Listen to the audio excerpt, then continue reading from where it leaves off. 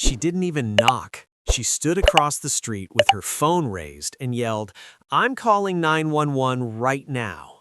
Music was low, garage door open, just friends laughing, grilling, minding our own business.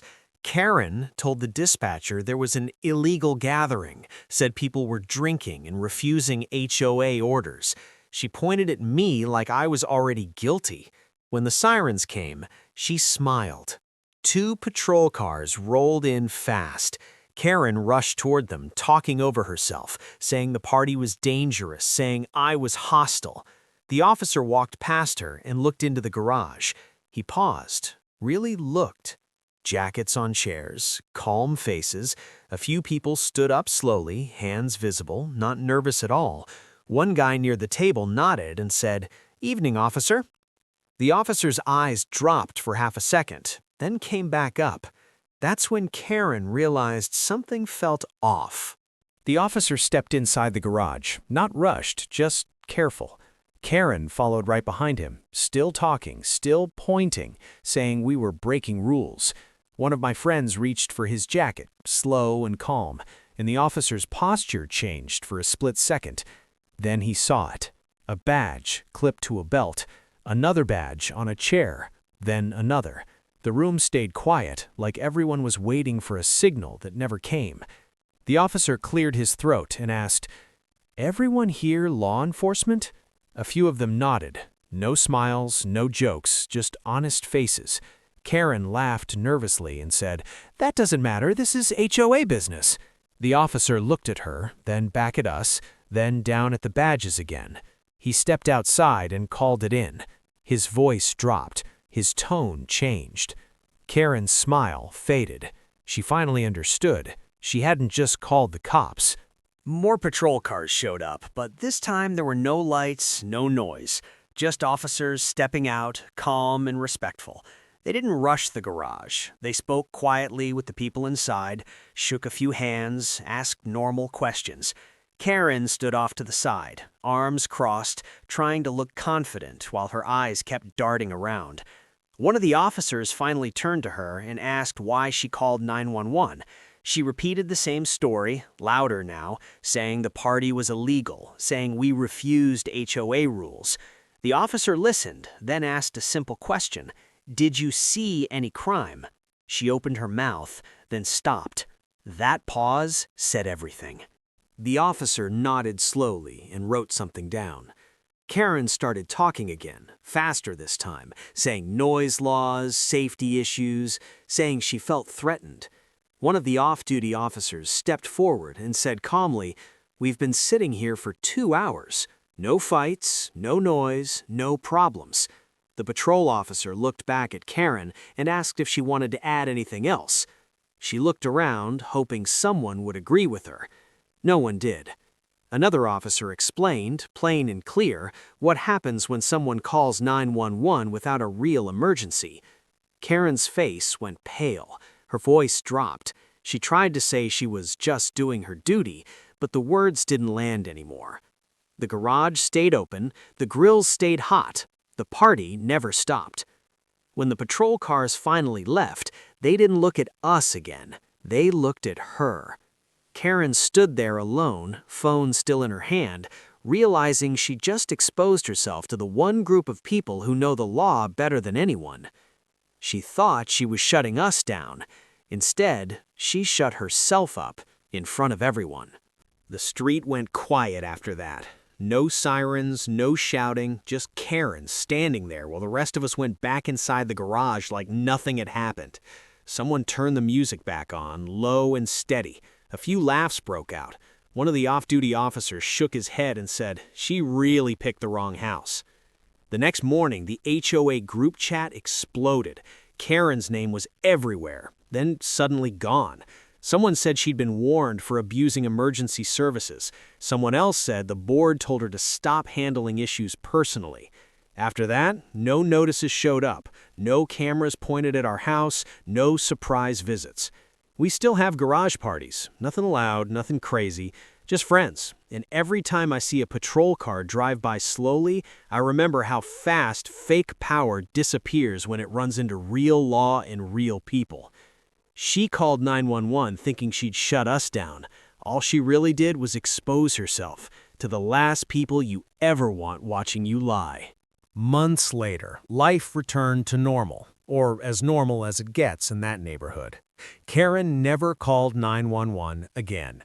Neighbors waved when we walked outside. Some even stopped by to thank us quietly, saying they had almost fallen for her authority before realizing the truth. The garage door stayed open most evenings, filled with laughter, music, and the smell of grilling. Every time I think back to that night, I smile. She thought she could scare us, control us, or shut us down with a phone call. Instead, she taught the neighborhood a lesson in entitlement, deception, and the limits of fake authority. And we all got to enjoy the party, safely, legally, and without interruptions. Her HOA rules didn't matter, because real respect comes from action, training, and knowing the law, not shouting and pointing a phone. Even now, whenever a neighbor mentions HOA drama, someone always brings up the garage party incident. It's become a quiet legend on the street, a reminder that Karen's power only lasted as long as no one knew the truth. Every time I open the garage door, I think about how close she came to causing real trouble and how easily it could have backfired. The off-duty officers who were there that night still stop by sometimes, just to say hello. No threats, no authority, just friends. And Karen? She's still in the neighborhood, but no one pays much attention. Her reputation precedes her now, and everyone knows better than to take her claims seriously. She thought a single call could control a whole house, but it only controlled her. From that night on, the neighborhood felt different. Laughter returned, kids played freely, and the HOA's fake threats carried no weight. Karen tried small things here and there, complaints about noise, minor rule reminders, but everyone ignored her. The memory of the garage party, of her calling 911 on off-duty officers, kept her in check without anyone lifting a finger. It wasn't just a party we won. It was respect. It was proof that fake authority collapses when confronted with truth, patience, and calm confidence. And every time the garage door swings open, it's a quiet celebration of that lesson. She thought she'd shut us down. All she did was teach the neighborhood who really holds the power. And that became the lasting story of our street. Karen's name still comes up in whispers, warnings, and occasional HOA rants, but no one takes her seriously anymore. Her attempts at control have been quietly dismantled by one simple truth. She can call 911 all she wants, but she can't create authority where none exists. We keep the garage door open now, not just for parties, but as a symbol, a reminder that entitlement has limits, lies have consequences, and courage paired with knowledge always wins. The neighborhood watches, quietly learning the lesson Karen never expected. Real power isn't loud.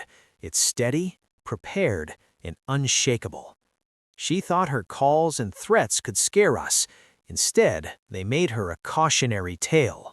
And that became the lasting story of our street.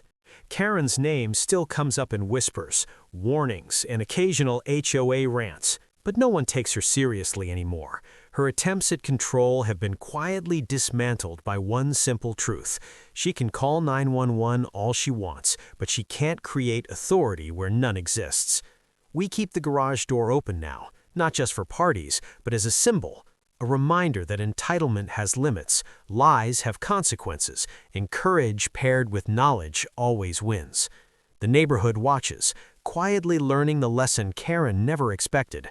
Real power isn't loud, it's steady, prepared, and unshakable. She thought her calls and threats could scare us. Instead, they made her a cautionary tale. That's where the story settles. Quiet, calm, and satisfying. Life goes on, the garage stays full of laughter, and Karen's attempts at control are nothing more than a cautionary memory. The lesson for the neighborhood is clear.